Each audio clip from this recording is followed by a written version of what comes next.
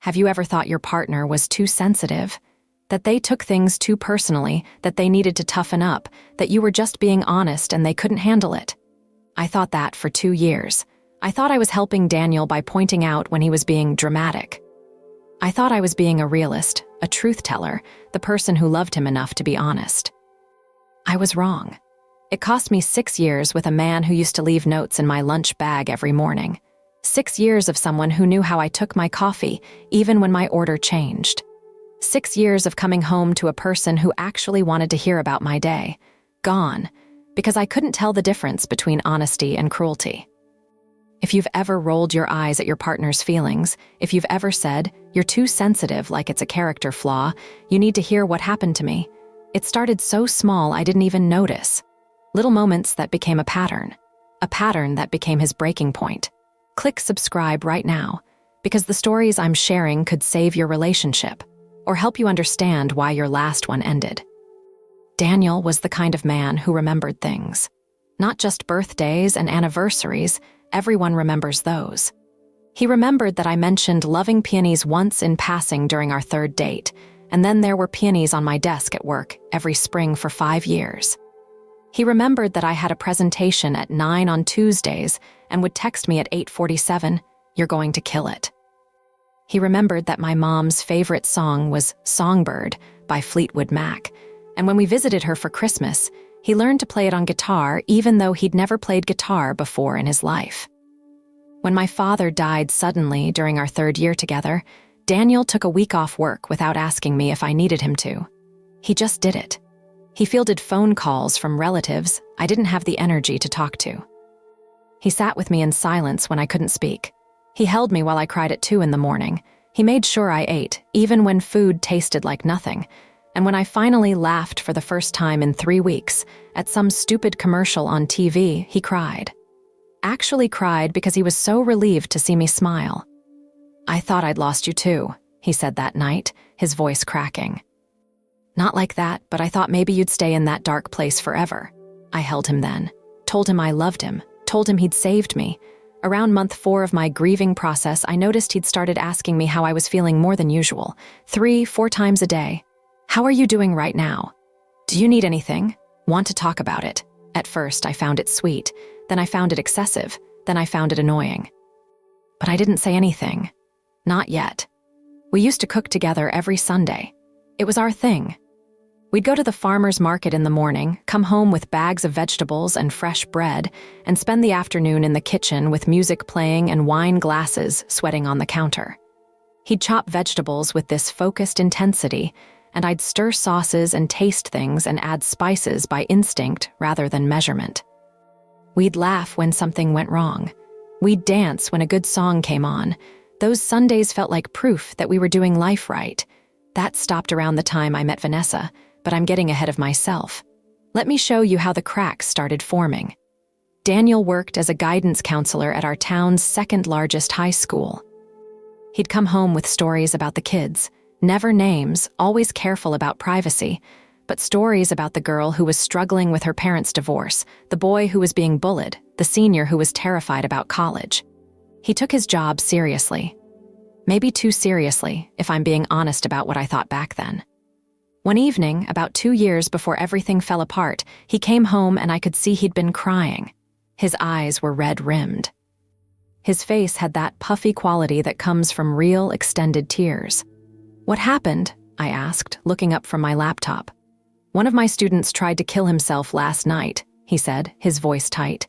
"He's okay, he's in the hospital, but I saw him yesterday, Ash. I talked to him yesterday and I missed it." He sat down on the couch next to me and put his head in his hands. His shoulders started shaking. I closed my laptop and put my hand on his back, rubbing circles like my mom used to do when I was upset. "It's not your fault," I said. "You can't catch everything." "I should have seen it," he whispered. "That's my job to see it. Daniel, you're not responsible for every kid in that school." He looked at me then, his face raw with grief. "Then what am I responsible for?" I didn't have an answer. We sat there for a while, my hand on his back, until his breathing evened out. But something about the way he'd asked that question, the desperation in it, made me uncomfortable. Like he was asking too much of himself, like he was being dramatic. I didn't say that out loud, but I thought it. Around that same time, I started having drinks after work with my new supervisor, Vanessa. She was 42, never married, and had this sharp, confident energy that I found magnetic. She'd made VP by 35 and had a corner office and a reputation for not taking shit from anyone. We'd sit at the wine bar across from our office building, and she'd tell me stories about standing up to incompetent executives, about firing people who weren't pulling their weight, about the importance of being direct and unapologetic. "You know what your problem is," she said to me one evening, 3 glasses of wine deep. "You're too nice. You let people walk all over you with their feelings." "What do you mean?" "I mean, you told me your boyfriend cried last week because you said his haircut made him look younger. That's not normal, Ashley. That's manipulative." I'd mentioned that to her in passing. Daniel had gotten a new haircut, shorter on the sides, and I joked that he looked like he was trying to relive his college days. He'd gotten quiet, and later that evening, I found him in the bathroom looking at himself in the mirror with this sad expression. "It wasn't like that," I said to Vanessa. "He's just sensitive." "Exactly. He's sensitive, and you're not, and he makes you feel like you have to walk on eggshells, right?" I thought about the way I'd started editing myself around Daniel, how I'd think twice before making a joke, how I'd soften my tone when giving him feedback about little things. "Maybe," I admitted. "That's emotional manipulation," Vanessa said, leaning forward. "He's training you to manage his feelings." "It's not your job to manage his feelings. He's a grown man." She seemed so confident, so sure, and she'd been successfully single for years, which I figured meant she knew something about relationships that I didn't. "You're right," I said, and I believed her. The first incident was small.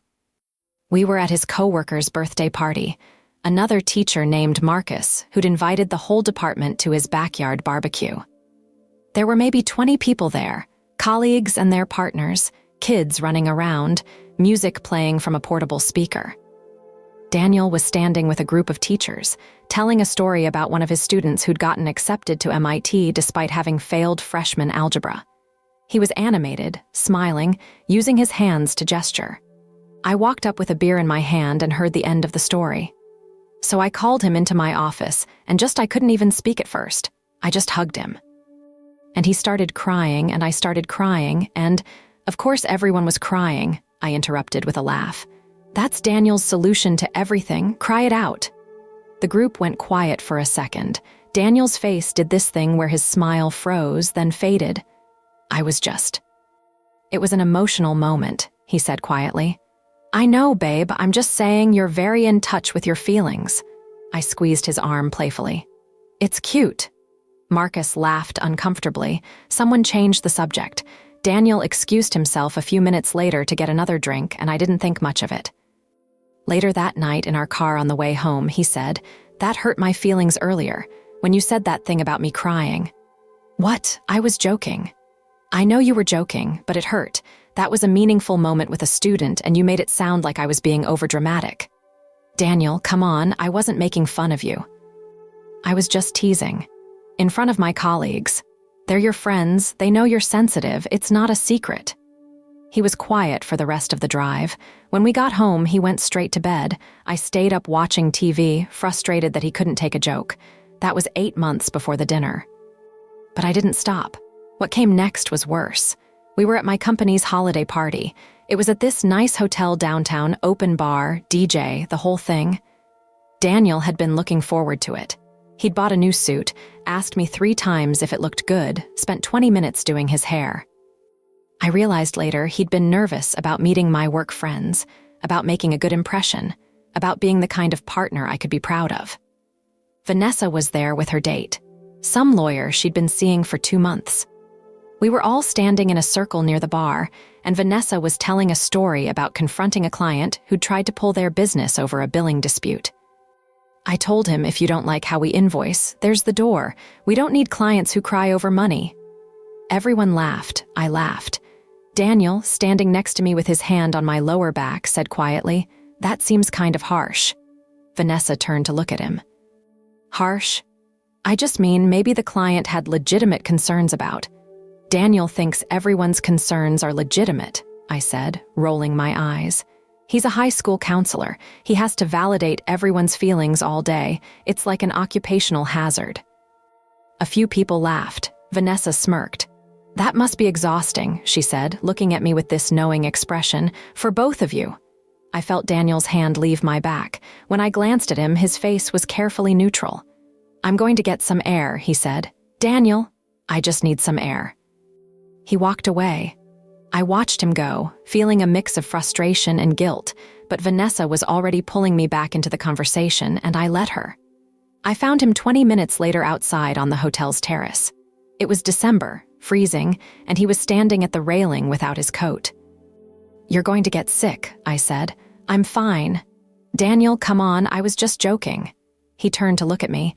Do you know what it feels like to have the person you love make fun of you in front of strangers?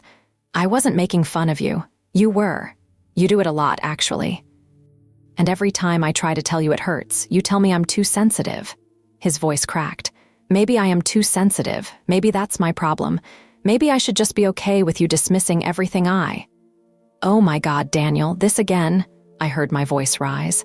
I make one joke and you're out here having a breakdown. Do you hear yourself? I'm not having a breakdown. I'm trying to have a conversation with you about how your words affect me. And I'm trying to have fun at my company party without you making it about your feelings. He stared at me for a long moment, then he nodded slowly. Okay, he said. Okay. We went back inside, stayed for another hour, didn't talk about it again that night. 3 months before the final dinner, I noticed he'd stopped initiating those Sunday cooking sessions. I'd ask if he wanted to go to the farmer's market, and he'd say he had work to do. He'd say he was tired. He'd suggest ordering takeout instead. The kitchen that used to smell like garlic and wine and bread now just smelled like nothing. And then came the dinner, the one that ended everything. His principal, a woman named Dr. Sharon Reeves, who'd been in education for 30 years, had invited Daniel and a few other counselors to a dinner at her house. It was supposed to be a celebration. The school had just received recognition from the state for their mental health programming, and Dr. Reeves wanted to acknowledge the counseling team's work. Daniel had been talking about this dinner for weeks. He was proud, genuinely, deeply proud of what they'd accomplished. Will you come? He'd asked me 2 weeks before. It would mean a lot to have you there. Of course, I'd said. The day of the dinner, I'd had a terrible day at work. Vanessa had criticized a presentation I'd given in front of the whole team, and I'd spent the rest of the day feeling humiliated and angry. I called Vanessa that afternoon. She's such a bitch, I said. She's testing you, Vanessa replied. Don't let her see you sweat. Show her you can take criticism without falling apart. I'm not falling apart. Good, because you know what falling apart looks like, right? It looks like your boyfriend crying in the bathroom over a haircut comment. I laughed. It felt good to laugh. Listen, Vanessa continued, you're going to that dinner thing tonight, right? With Daniel's work people? Yeah. Don't let him make it weird. Don't let him perform his sensitivity for his coworkers. Sometimes men do that. They act extra emotional to seem evolved. It's manipulative as hell. I thought about that as I got ready for the dinner. Thought about all the times Daniel had gotten emotional in front of people. Was he performing? Was he manipulating me? We arrived at Dr. Reeves's house at 7. It was a beautiful home, warm lighting, exposed brick, the smell of roasted vegetables and fresh bread. There were 8 of us total, Dr. Reeves, 3 other counselors, their partners, Daniel and me. Everyone was dressed nicely. There was wine, classical music playing softly. Dr. Reeves had made a roast. We sat around her dining room table and she raised her glass. To the best counseling team in the state, she said, you've changed lives, you've saved lives, and I'm honored to work with you. Everyone clinked glasses. Daniel's face was flushed with pride and happiness. I saw him glance at me, smiling, and I smiled back. We ate. The conversation flowed. Dr. Reeves asked Daniel about the student who'd gotten into MIT, and he told the full story, the struggle, the breakthrough, the acceptance letter. Everyone listened. One of the other counselors, a woman named Patricia, teared up. That's why we do this, she said. Moments like that. Daniel has a lot of moments like that, Dr. Reeves said, looking at him warmly. He's incredibly attuned to the students. He feels things with them. That's a gift. It really is, another counselor chimed in. I don't know how you do it, man. You carry so much of their pain. Daniel shrugged, embarrassed. I care about them, that's all. It's more than that, Dr. Reeves insisted. You have emotional intelligence that's rare, especially in men. Most men are taught to shut that down. You've kept yours alive. Everyone was nodding, looking at Daniel with respect and admiration. His eyes were a little glassy. I could tell he was overwhelmed by the praise, by being seen this way by people he respected. And I felt it. That twist in my stomach, that ugly, sharp feeling. Everyone was looking at him like he was special, like his sensitivity was a strength. Like the thing I'd been criticizing for 2 years was actually something valuable. I felt my phone in my pocket, felt the weight of it, the possibility of it. What I said next, I can never unsay. I pulled out my phone under the table, opened Twitter. My fingers moved before my brain caught up. Tweet 1, at Daniel's work dinner. They're talking about how emotionally intelligent he is. Translation, he cries, a lot. I hit send, felt a little rush, looked up. Everyone was still focused on the conversation. Daniel was talking about another student now, some girl who was struggling with anxiety. Tweet 2, he's literally tearing up right now talking about a student. Like full tears forming, at a work dinner, with his boss. 40 seconds later, 3 likes already. Dr. Reeves was saying something about the importance of vulnerability in their field. Patricia was agreeing. Daniel's face was flushed, happy, alive in a way I hadn't seen in months. Tweet 3, his boss just called him rare because he has feelings. As if that's a revolutionary concept. I live with this man. Trust me, the feelings are constant. I felt someone looking at me, glanced up. No one was. I was safe. I kept typing. Tweet 4, update, they're all praising him for being in touch with his emotions. Meanwhile, I have to hear about every single student's trauma like I'm his therapist. It's exhausting. The conversation had shifted. They were talking about funding now, about the new programs they wanted to implement. Daniel was listening, contributing ideas. His voice had that confident quality it got when he was talking about work he loved. Tweet 5, the worst part, he thinks this is normal. He thinks everyone should be this emotional about everything. Has a full breakdown if I make a joke. 7 likes now. Someone had retweeted it. I felt powerful, justified. I was finally saying what I'd been thinking for months. Tweet 6, like literally cries if I suggest he's being dramatic. Do you see the irony? Dr. Reeves turned to me. Ashley, Daniel says you're in marketing. What do you do exactly? I looked up from my phone. Oh, brand strategy, social media campaigns. That kind of thing. Social media, she said warmly. That's fascinating. Do you enjoy it? It's fine, I said, already looking back at my phone. Tweet 7, now his boss is asking me about my job, and honestly, I just want to finish my wine and go home. This whole dinner is a referendum on Daniel's feelings. Ashley was just promoted to senior strategist, Daniel said, his voice proud. She ran a campaign last quarter that increased client engagement by 40%. He was trying to brag about me, trying to make me look good in front of his colleagues. Tweet 8, he's trying to make me sound impressive. It's sweet. It's also part of his pattern of needing everyone to like him and by extension like me, very codependent. I was typing faster now. The wine was hitting my system. The earlier frustration from work was combining with this current resentment, and the tweets were just flowing. Patricia said something about healthy relationships requiring emotional openness. Dr. Reeves agreed. Daniel was nodding. Tweet 9, they're talking about emotional openness like it's a virtue. Meanwhile, I'm watching my boyfriend have more emotional intimacy with his coworkers than he has with me at home. That wasn't true. That wasn't true at all. But it felt true in that moment, and my followers were eating it up. 23 likes on that one. Tweet 10, the T, I think he performs his sensitivity. I think he knows it gets him praise and he leans into it. There, I said it. Someone's phone buzzed. Patricia pulled it out, glanced at it, then looked at me. Her expression changed, just slightly, just a flicker of something. Did she follow me? Did she see? No, impossible. I had 3,000 followers, mostly marketing people and college friends. The odds of tweet 11 also. He's 29 years old. Maybe it's time to develop some emotional regulation, just a thought. Dr. Reeves was asking Daniel about his approach to crisis intervention. He was explaining his philosophy, something about meeting students where they are, about creating safe spaces for difficult emotions. Tweet 12. He's explaining his philosophy about creating safe spaces for feelings. I'm going to scream.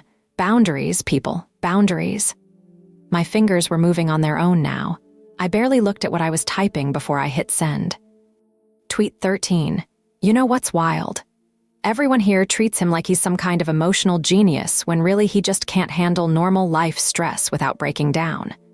Patricia was definitely looking at her phone now, then at me, then at her phone again.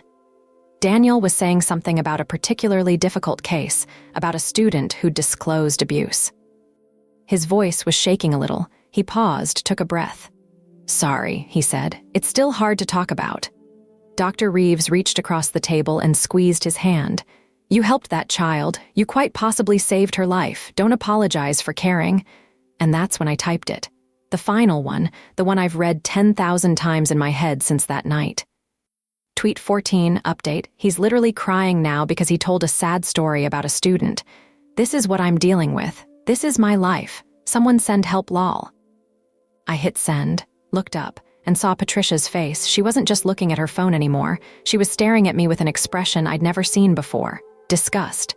Pure, undiluted disgust. Excuse me, she said quietly and got up from the table. Dr. Reeves noticed. Patricia, is everything? Can I talk to you for a moment? Patricia said to her, her voice tight. In the kitchen. They left the table. The two other counselors looked confused. Daniel looked concerned. Is she okay? He asked. No one answered. I felt my phone buzz. Once, twice, 5 times, 10 times. I looked down. My Twitter notifications were exploding. Hundreds of them. The thread had been retweeted by someone with a huge following. Someone had screenshotted it. It was spreading. And the comments. Oh God, the comments. Who tweets this about their partner? This is abuse.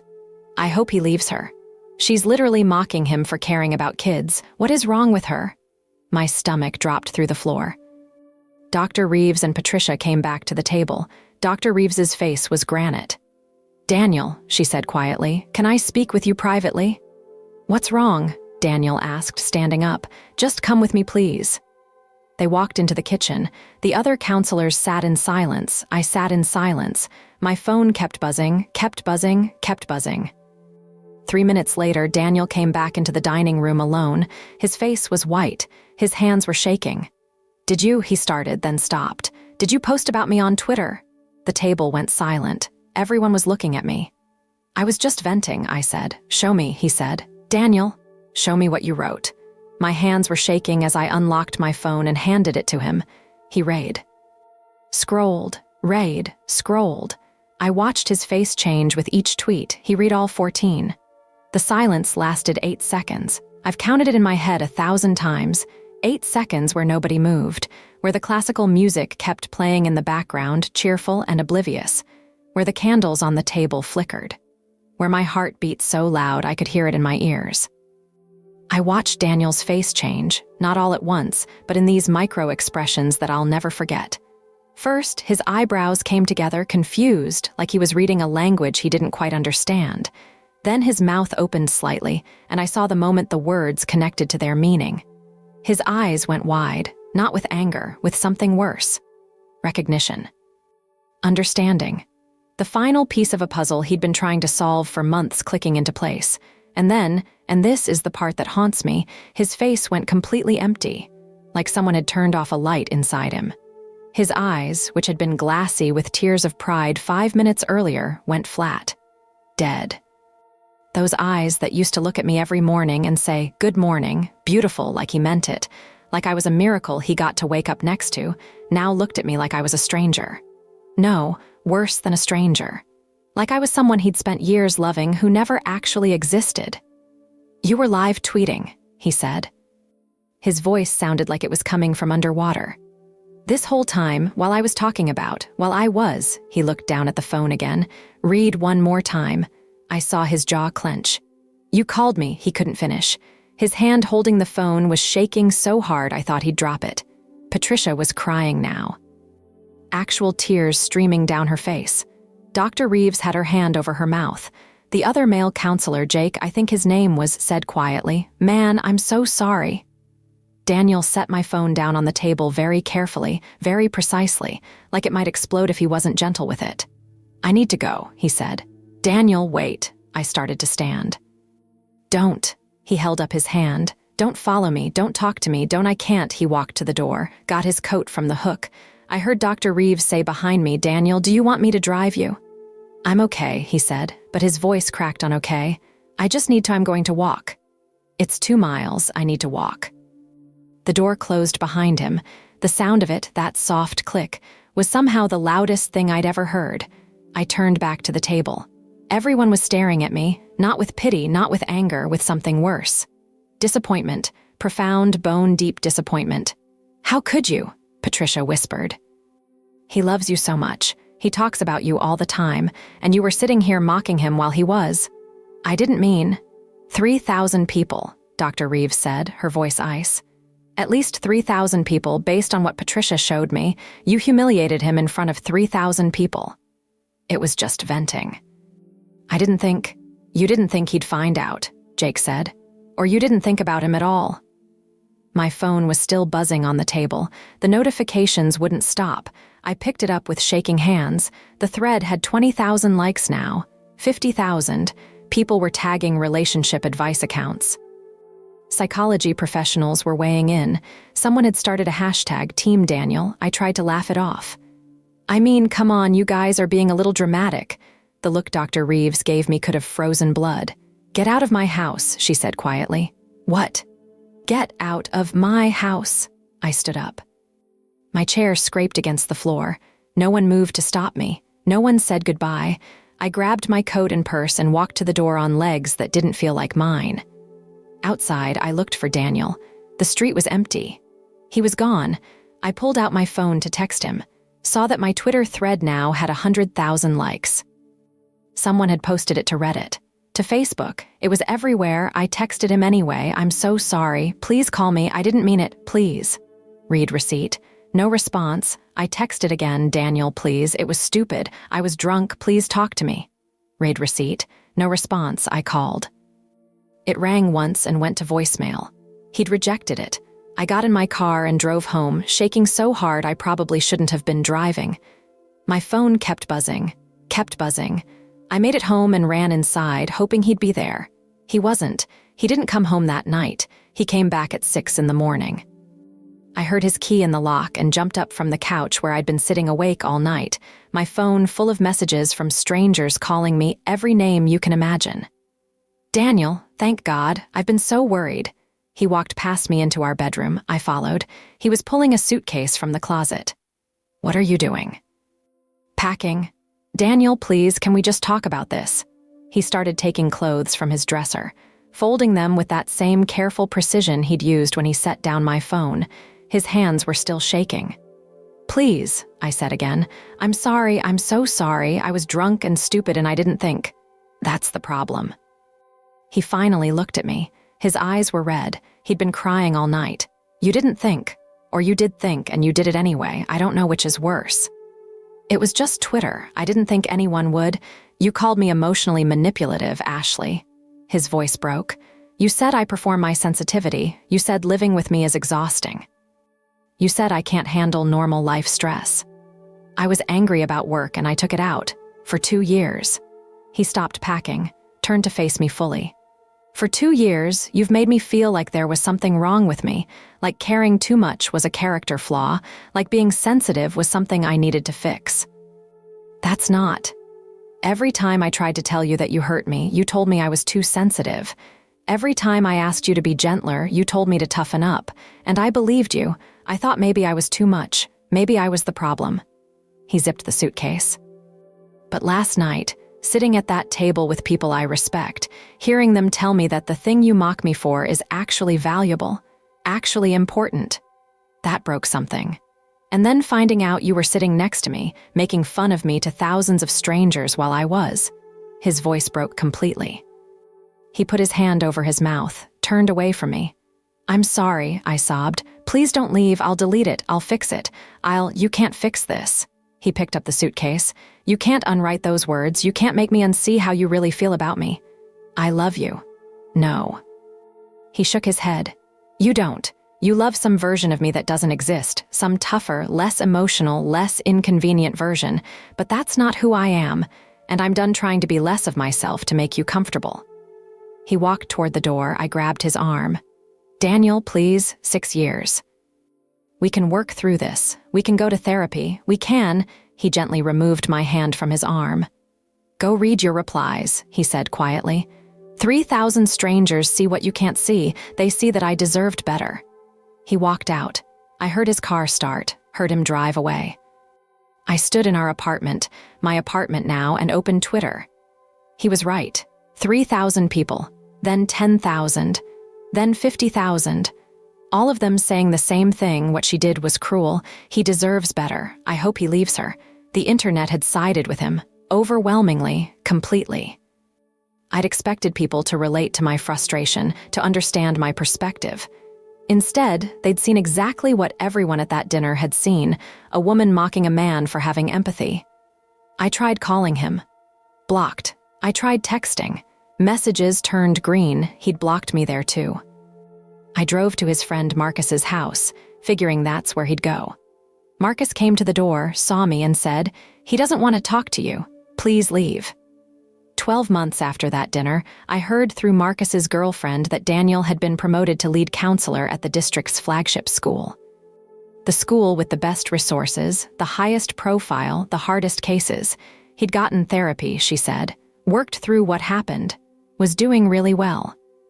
18 months after I destroyed us, I saw the engagement announcement on Facebook. Her name was Claire. She taught art therapy. The photo showed them at a volunteer event for a crisis center, both wearing matching t-shirts, both smiling.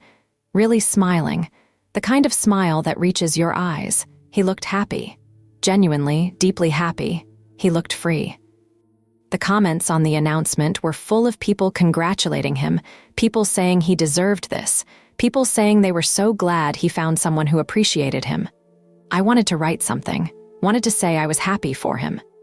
But what right did I have? What possible right did I have to be part of his happiness after what I'd done to him? I'm 31 now, single, still in marketing but at a smaller firm where nobody knows my name or my history. My Twitter is locked. I use a pseudonym. I've learned to keep my thoughts to myself. I haven't been in a relationship since Daniel. I've tried. But I find myself holding back, afraid to be honest about my feelings because of what happened. Or I overcorrect and become too agreeable, too soft, losing myself in the opposite direction. I don't know how to be in a relationship anymore.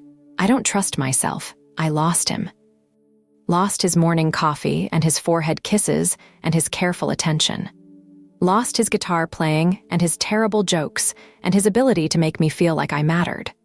Lost Sunday mornings and his notes in my lunch and the way he'd text me at 847 before my presentations. Lost the man who held me when my father died. Lost 6 years of someone choosing me every single day. And I lost something else. I lost the person I thought I was. I thought I was honest, direct, real. Turns out I was just cruel. Sometimes I still take out my phone and scroll past that bluebird icon. I think about opening it. About seeing if he ever unblocked me. About checking if he still thinks about what happened. But I never do, because I know the answer. He doesn't think about me at all. Why would he? I made sure he knew exactly what I thought of him, and then I made sure 3,000 strangers knew it too. The last thing he said to me echoes sometimes when I'm lying awake at night. 3,000 strangers see what you can't see. They saw a good man being humiliated by someone who should have protected him. They saw emotional abuse disguised as honesty. They saw cruelty wrapped in jokes. And I finally saw it too. Just too late to matter. I know what I destroyed.